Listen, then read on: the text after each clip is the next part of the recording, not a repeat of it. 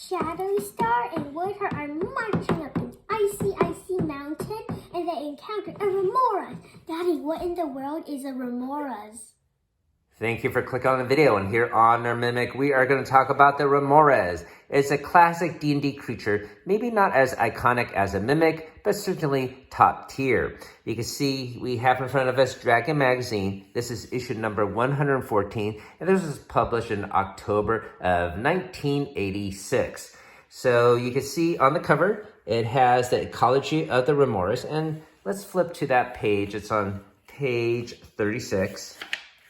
This issue has also a detailed breakdown of the witch class and certain other things. And maybe we'll talk about those articles at a later date. But today, we're going to talk about the Remorhaz. And you can see here with this picture, I believe this is by Jim Holloway. It's certainly in his style. And we're going to talk about this little guy here. You might know some basic things about this creature, such as its blue coloration, or it has frills on the sides and large eyes, but how does it eat? How does it mate? How does it digest food? It goes into all those details within this article. Typically, these ecology articles also start off with a vignette, and certainly it does that here.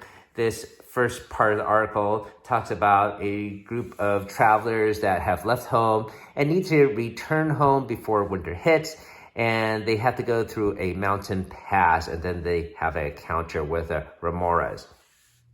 Welcome to the channel where we talk about all manners of nerdy stuff, from board games to Dungeons and Dragons, comic books to toys, video games on Saturdays, and gamer snacks on Sundays. We also do monthly giveaways, and this is our current January giveaway for The Mystery of the Abbey, which is out of print and it's unplayed copy. So I'll put a link down below how you could win this awesome prize, and if you're watching this from the future, you could click our main channel page for our current giveaway.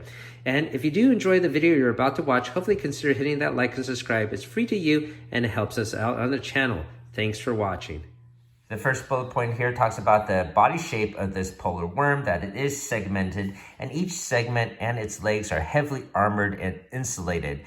I also didn't know that it also seems to have large suction pads at the end of its feet. I knew it had claws, which it does attack with. It doesn't say that it uses the suction pads to grip ice. It uses its claws predominantly to, create an anchor on the ice or climb walls. But it's interesting that it does have these suction pads, so maybe you could somehow work that into an encounter. Another interesting fact is this Remorhaz can actually regenerate its legs. So if it loses a couple in battle, it will take 20 days to regenerate its legs. Because this creature likes to retain heat in its core, it doesn't like to swim in polar ice water, as it will lose its heat too rapidly, but it can swim.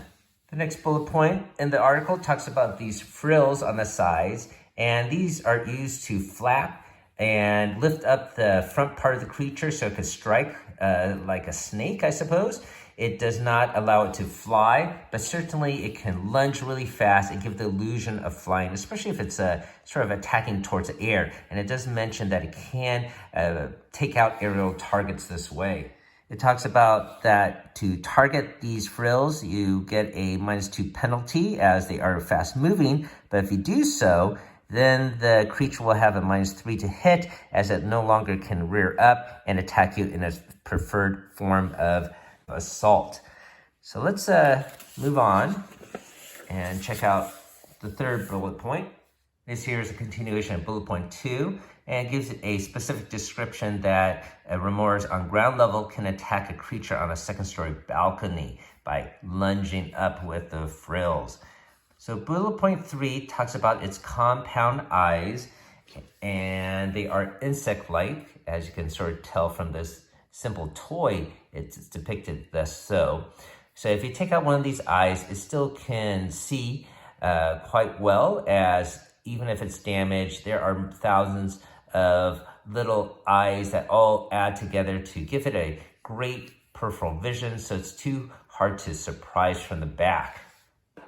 Another interesting fact is that even if you do take out one of its eyes, it can regenerate that as well. So that's rather amazing, though it does take quite a long time, about 30 turns. The next portion of this article talks about other methods of attack for the creature. Besides its main attack of raising its forward body with the frills here and biting, it also has a superheated breath from its core body and can use that as a breath attack. It will definitely not use its tail for attack. That is more for balance. It also mentions the weak part of the creature is the underside belly, and of course between the segments. The most terrifying ability for this creature really is its ability to swallow players, and it talks more about that later. But it's going to move on to bullet point 4 here, and this is going to talk about its 3 life states: its dormant state, its cold state, and its heated state.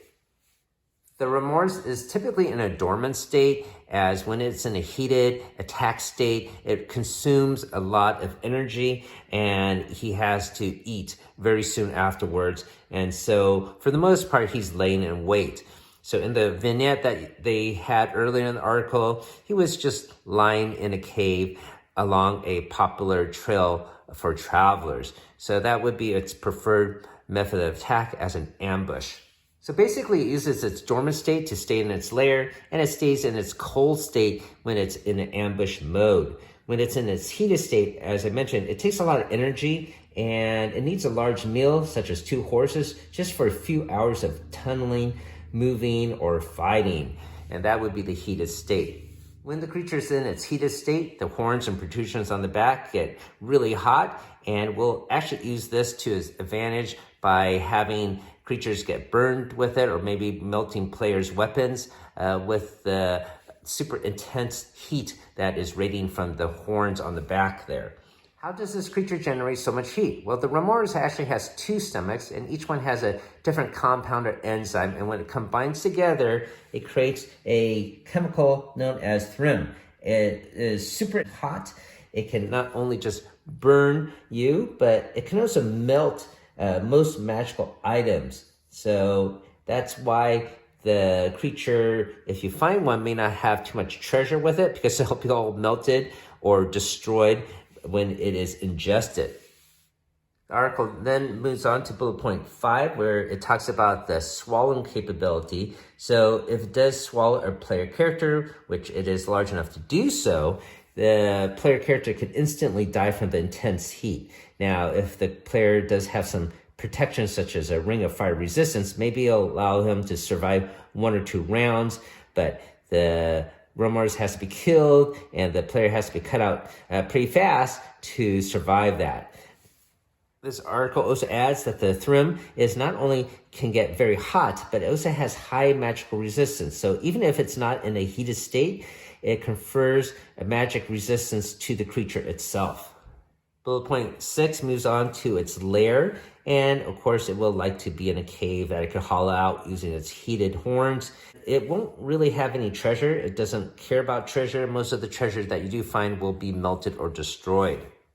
Bullet point 7 talks about the mating habits of the creature, and that the females are generally larger than the males. Will mate, and if the eggs that they lay don't hatch, the male will stay around and will try again and again until there is an offspring produced that is successful. The young will stay with the mom for a bit, but later on, the mother will kick out the little kids and they have to fend for themselves. The last part of the article is rather interesting as well. It talks about what to do with the body of the Remorhaz if you are able to take one down, where you could use the fangs to make excellent daggers. You could use the legs. They will be tough, and you could use them to make canes or cups or whatnot.